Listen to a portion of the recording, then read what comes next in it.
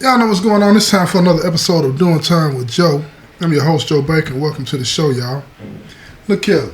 Shayla and Derek are at a crossroads. Derek is tripping because Shayla has actually slept with somebody else, and Shayla, she's feeling guilty, but she's about to take a trip with dude and go to Jamaica. What do? She wants to be honest and tell him she did. He ain't respecting that. So a lot of people in prison say, just be honest with me, tell me what's happening, this, and that, right? And we can deal with it from there, right? But when you do that, it brings on a whole nother level of concern, right? See, you got to think about it. Just because somebody tell you to be honest with them don't mean that they want to know. And it don't mean that they can handle it either. Don't mean that at all. See, they want to know the truth because they want to try to manipulate the circumstances. And all the time, being real with you, that ain't necessarily meaning that they got bad intent. They don't want to lose the one that they love. I know a lot of y'all would probably be like, man, they don't want to lose the one that's sending them the commissary money. They don't want to lose the ones that's sending them, the money for the phone. They don't want to lose the one that's coming to visit and all this and that. But honestly, it is more than that. It's more than that. Having that one person in the whole world that says, I love you different than your mom, your dad, your brothers and sisters, aunties, uncles and cousins and nieces and nephews means way more than most people can even imagine.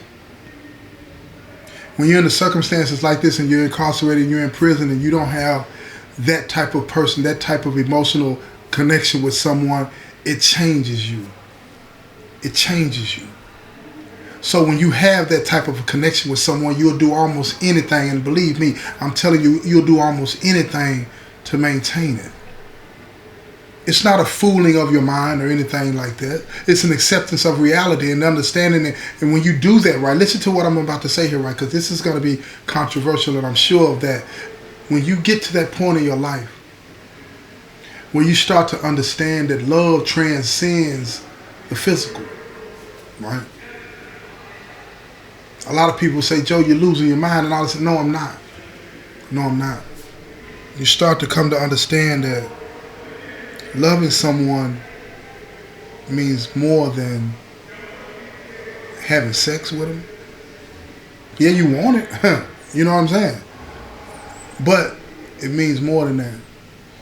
It means more than the money they send you, the commissary that they buy you. Those are acts of love, right? Those are the things that let you know that that person feels that way. But what love is, that essence of it, it's acceptance. It's an acknowledgement of that you matter, that you exist, and I see you. And when you lose that, you start to feel like you're invisible, that nobody sees you. That nobody on this whole big, entire, beautiful planet cares about you. And see, Derek is in that space right now. And he's twisting and he's turning and he's out of control. And he thinks like a lot of us think that if I could just convince her not to do these things, that she'll understand that it's not about the things that she wants to do. Even she doesn't get that. Even she doesn't get that. So she goes to Jamaica, she has a ball. She goes to Jamaica, she has a ball. But what she doesn't understand is that, and there's no way for her to even know that this would happen, but the whole time she's in Jamaica, she's thinking about whom? Derek. She's thinking about Derek and what they would be doing and how he would do this and how he would do that. And she tries and tries to forget him, and he does everything he can to make her forget Derek, but she can't, because she's doing something that she always wanted to do with him. And she's not as happy as she thought she would be. She enjoyed herself. She enjoyed herself. But she fell into a space to where she started to realize some things about her life and her life with Derek or without Derek. and even with this guy. And she started to realize that life is about more than sex. Life is about more than the things that you have. Life is about the people that you surround yourself with. And she thought about this dude, and she tried to have this conversation with him, and it fell flat.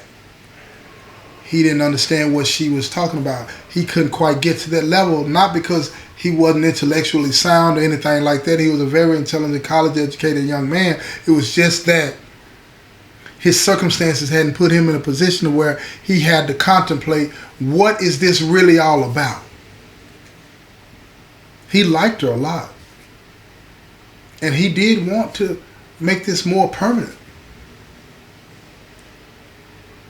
But he couldn't satisfy the answers, or answer the questions rather, that she had concerns with. And for that matter, she didn't even know if Derek could. So when she got back, she didn't even bother writing Derek. She didn't even bother. She waited for him to call, and she told him, "I'll be to see you." And she said it in this matter-of-fact tone that threw Derek off. It's like, "What's going on?" And she said, "I'll talk to you when I get there." She had a confidence about herself at this point that was way different than the person that Derek had gotten to know and fallen in love with. So time passed, and she went to visit him. And when she got to visit, she sat in the visit and they're talking. She hugged him when she got there, and he kissed her, and she kissed him back. And they sat down, and she asked him what did he want to eat, and he told her. She went and got it, and he walked with her. And it was silence. It was an awkwardness about the whole situation.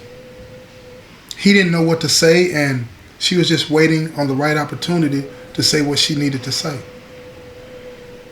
So when they sat down at the table after he had gotten all of his food and heated it up and was eating, and she asked him, she said, "What do you think we have?" And he started to explain to her that he thought they had something special that deserved to be fought for, yada, yada, yada. All of the typical things that you would say when you find yourself in a situation where you're fighting for what you think you've lost. And she said, "That's not what I'm talking about." He didn't understand what she was saying, y'all. He didn't get it. And he said, "Well, what do you mean? What do you mean by what do I think this is?" And she said that, she told him about the trip. And she told him about all the things that they did and all of the fun that she had and how she missed him. And he was happy that she said that. But she told him, she said, you don't get it. Like he don't get it. She said, "I was unhappy because I saw what we had as special but lacking. And you still see it that way. You see what we have as special. And you're telling me to hold on, but what is it that you want me to hold on to? What is it that you're saying I should be fighting for?" And Derek said, "Us."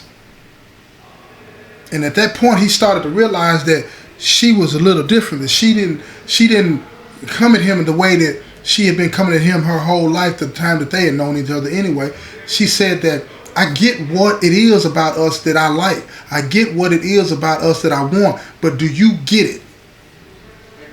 And because he had experienced that pain of her leaving, he felt in that moment that if I don't say and get this right, I'm going to lose it. So he did what a lot of us don't do. He allowed himself to be vulnerable. And he opened up to her, and he told her, he said, "What I see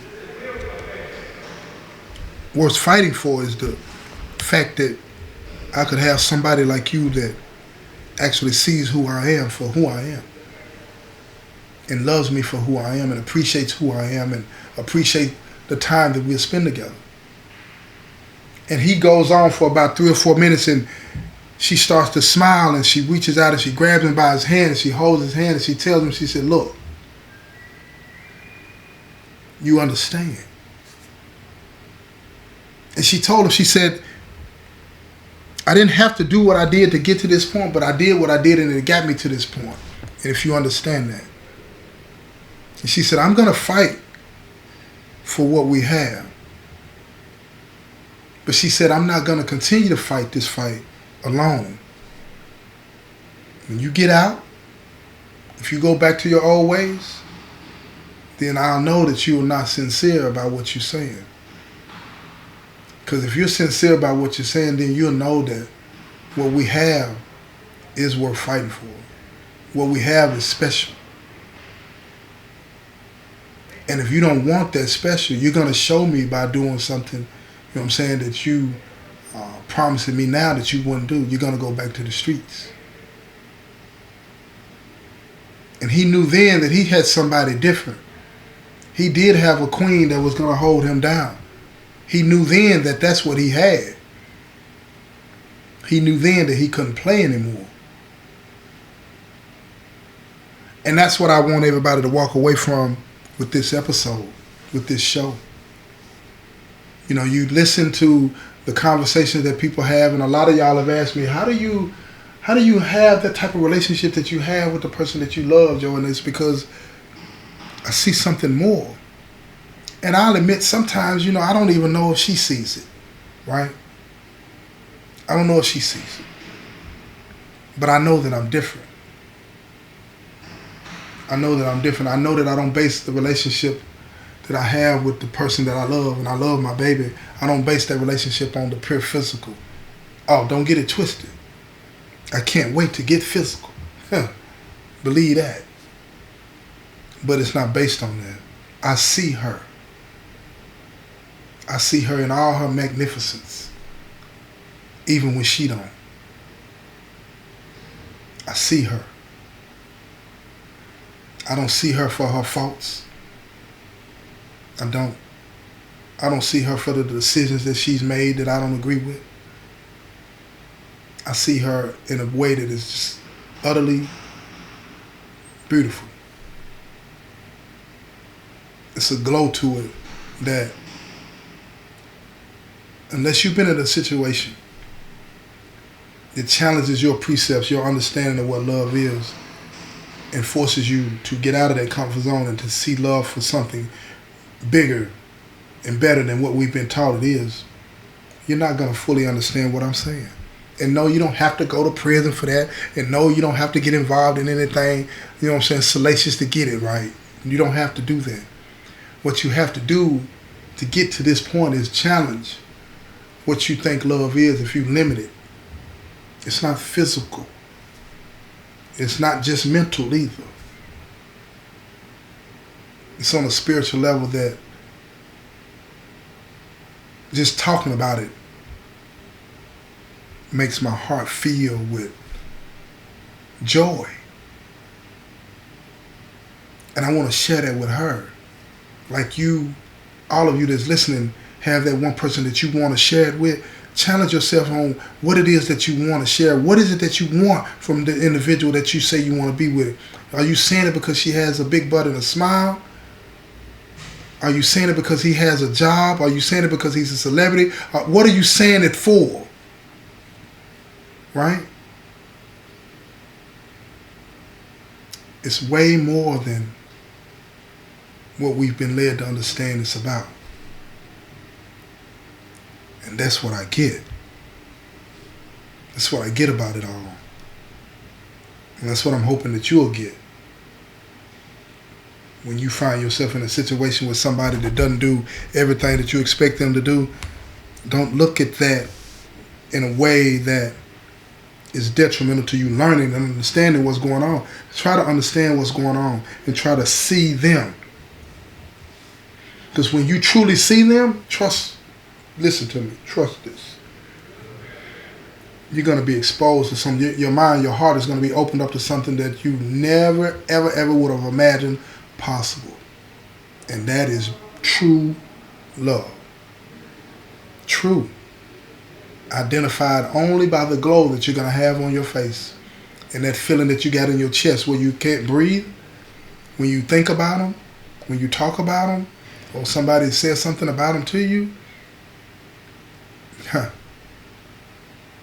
Then you get it.